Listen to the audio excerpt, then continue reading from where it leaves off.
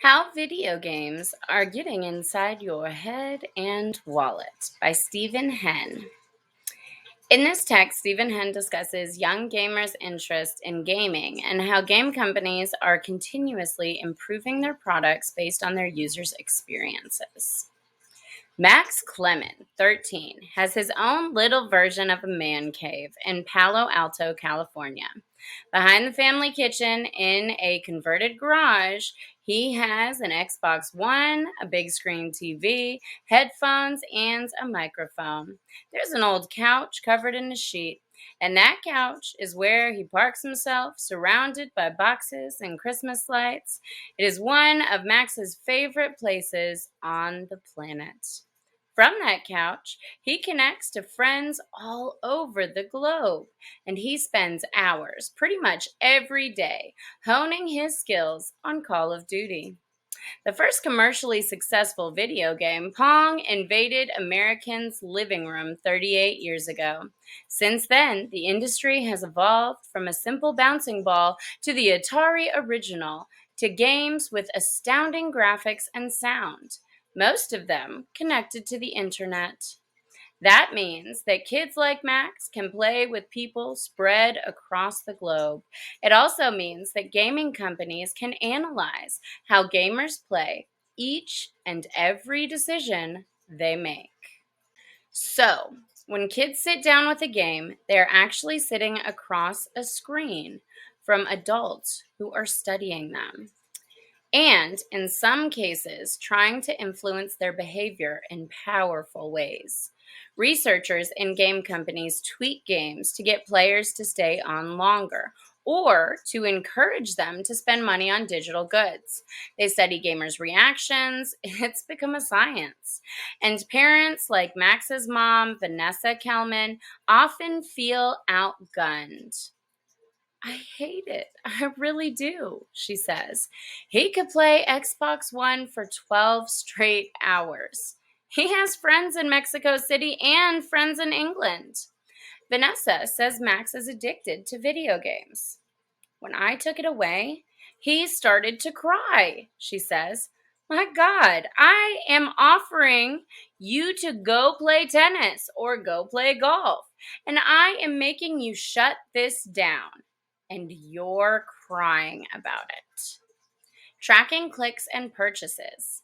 In millions of families, video games are a source of intense love and intense hate because they can be so incredibly compelling. In millions of families, video games are a source of intense love and intense hate because they can be so incredibly compelling.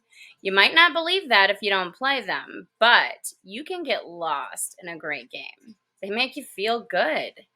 And it's no accident, says Raymond Shahrazad, the game economist for Wargaming America. The technology for this has gotten quite sophisticated, says Shahrazad, who began his career in neuroscience and behavioral economics. At this point, every major gaming company worldwide either has in place a fully developed business intelligence unit or they are in the process of building one. Today's game design is dominated by research, he says. As they play games, game developers are tracking every click, running tests, and analyzing data. They are trying to find out what can they tweak to make us play just a bit longer. What would make the game more fun? What can get us to spend some money inside a game and buy something? So, as millions of people play, designers introduce little changes and get answers to all of these questions in real time. And games evolve. For example, most games today sell virtual goods right inside the game, like a new gun in Call of Duty or a cow in Farmville. Shahrazad's job is to get people to buy them. One of the tricks of the trade is something developers at Zynga, which created Farmville, used to call fun pain or the pinch. The idea is to make gamers uncomfortable, frustrate them, take away their powers, crush their forts, and then, at the last second, offer them a way out for a price. John Davison, who works at video game company Red Robot Labs, says free-to-play smartphone games like Candy Crush Saga and Puzzle and Dragons have become brilliant at using these texts to figure out how to get people to spend money. And the research is working. Davison says that those games are making millions of dollars each day. Kids who cash in. When adults play games, they consent to share the personal information about how they play. But Shahrazad worries about the millions of kids who play. If it's a child, how do you even consent for something like that? He says.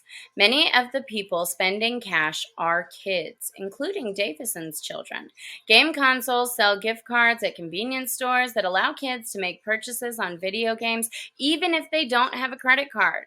Davison's kids started playing Clash of Clans this year. In the game developed by Supercell, you get to run your own little Viking village and team up with friends. To protect your clan, you can spend money on forts and weapons.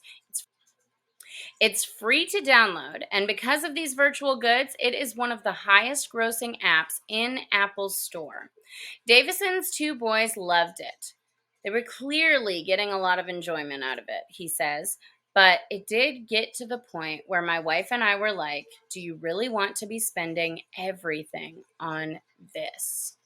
And this is coming from a man who has devoted his life to video games. I was trying to sort of total up in my head how much the kids had spent on this game, he says. But there was also a degree of admiration for the team at Supercell, that they had managed to get under my 10-year-old skin to this degree. Apple recently settled a class action lawsuit about kids making an in-app purchase like this without their parents' permission. And the European Union is considering new regulations on games. Some regulations are taking place on a smaller scale. In Menlo Park, California, Michelle DeWolf banned her 10-year-old son, Austin Newman, from playing games during the school week. Originally, she gave him 30 minutes a day, but that didn't work. He couldn't think about doing his homework. He couldn't think about walking the dog or helping in any other way because he couldn't get his mind off of the idea that he had 30 minutes coming, she says. Once he knew, there was nothing. He didn't think about it during the week. And he almost, maybe I'm not objective, but he almost seemed relieved. So if you would like to do activities with this text, you should go to commonlit.org. And we just read how video games are getting inside your head and wallet. Thank you for listening.